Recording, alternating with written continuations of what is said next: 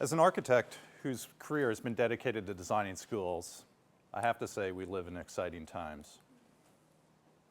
Forces of change are acting upon our schools, our communities, our ecosystems, our economies, and our institutions, affecting our everyday lives, our future, and the future of our children. As well, we now know more about how people learn than ever before.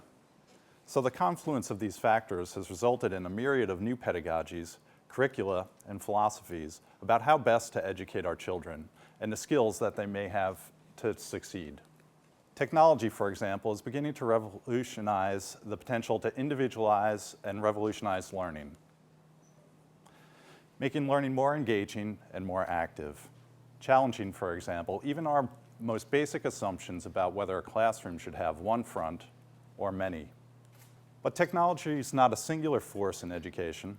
As my mentor Ezra Ehrenkrantz used to say, there are things you can learn in digital fast time, but there are also things that you need to learn in real slow time. For example, as you see on the screen, growing a plant is a very different educational experience than watching it on a video. As I've considered these challenges over the course of my career, one day, a number of years ago, I had a conversation with my son while he was attending kindergarten. He's here today with his brother, and he's almost in high school, so that shows you how long ago this conversation was. But during the course of the conversation, he drew what you see on the screen here, one of my favorite drawings of a classroom, based on his classroom in a Reggio Emilia-inspired school. As he drew, we talked, and I annotated, and it became apparent that the architecture had disappeared. If you look at the drawing, for example, there are no windows, there are no doors. And it became all about the interaction and activity mediated by the furniture. Architecture, in effect, became like a stage and had faded into the background in support of the play of learning, much like I hope the stage surrounding me has done today. So there are several things that we've learned from that experience and starting to think about the trends in school design. And we know, for example, that one overarching insight of the last generation is that one size does not fit all.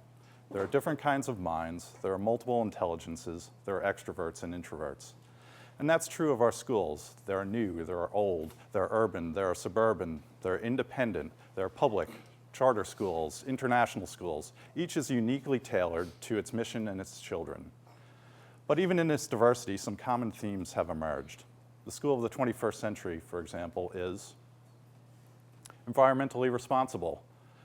When we used to begin projects, the students often would come up to us first thing in the conversation and they would ask perhaps about technology or the athletics department.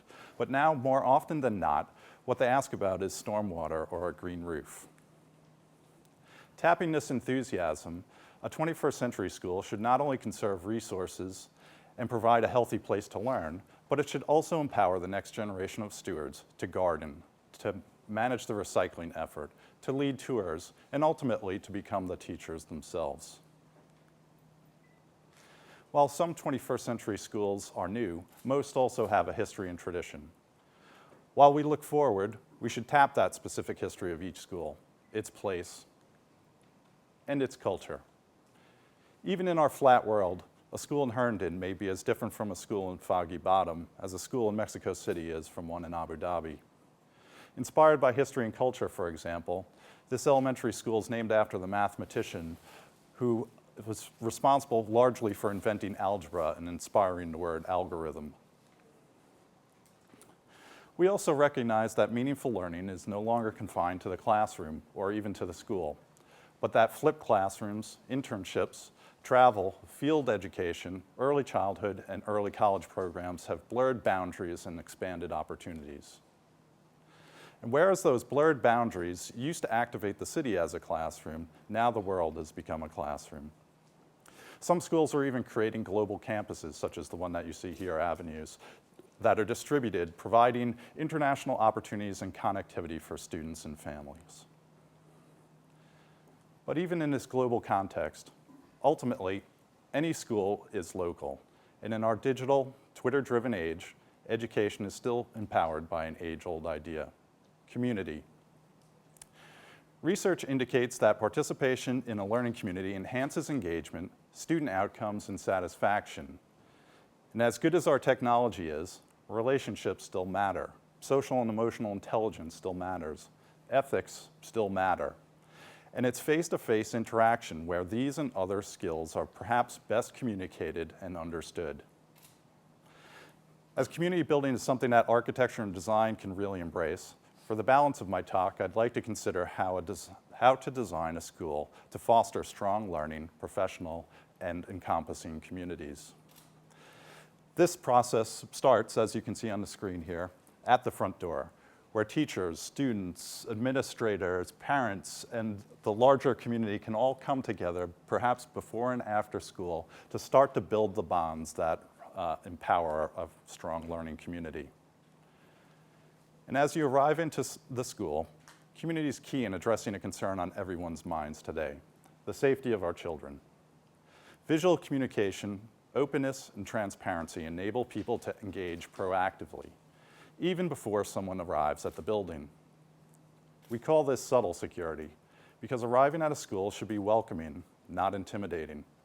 For example, instead of arriving at an imposing and closed-up front office, we can remove the walls, as you see here, creating something that feels perhaps more like arriving into a great hotel. And perhaps like that same arrival experience into a great hotel, we can arrive in some place in the school, some place that's a social place, a place where people can engage one another before, during, and after school. And if we think about the design of our most celebrated towns and villages, for example, many are centered on a town square, a place where the entire community can come together formally and informally. This place could become a crossroads, the heart of the school, end of the community as well. And this great place, here in the high school, not only serves the school during the day, but the larger encompassing community after hours, as that space can transform into the setting, for example, for a local university to host a homecoming gala after a major game. And the heart of the school doesn't have to be an indoor space. It could be an outdoor space like this courtyard, which features a great monumental stair, as you see here, inspired by Rome's Spanish Steps, perhaps one of the greatest urban places in Western tradition. And this idea of the heart of the school can become the major organizing element for the school.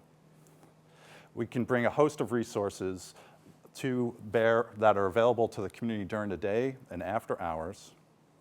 And many of these things that are orbiting now around the heart can reinforce one another. For example, the old institutional cafeteria that was used perhaps 3 periods per day can be a great place to eat, of course, but it can also be a great place to socialize and study throughout the day.